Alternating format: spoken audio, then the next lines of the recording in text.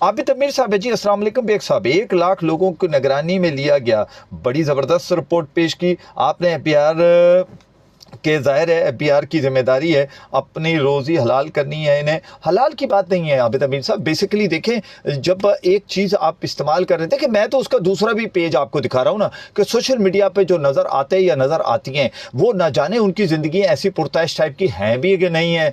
और फिर वो जिस तरह अपनी लग्जरी लाइफ दिखा रही होती हैं या दिखा रहे होते हैं, क्या पता नहीं वो उस तरह के हैं भी या नहीं। वो जिस तरह अपने आप को पोर्ट्रेट करते हैं या करती हैं, ना जाने वो उस तरह की है या नहीं है। फिर सबसे बड़ा इसका नुकसान, साइड इफेक्ट जो मैंने अभी तक देखा है, कि इससे जो फ्रेंडशिप्स होती हैं वो बिल्कुल ऐसी होती है कि जो एक वक्त आता है कि नुकसानात पैदा करती है। आपके सामने अभी वो एक लड़की इस्लामाबाद में जिसका वाकया हुआ, मैं नाम नहीं लेना चाहता, जिसका मर्डर कर दिया गया था। वो क्या था? वो सिर्फ एक अच्छी टिकटॉकर थी, एक अच्छे तरीके से सोशल मीडिया इन्फ्लुएंसर्स थी, लेकिन उस बेचारी के साथ कितना बड़ा जुल्म किया गया।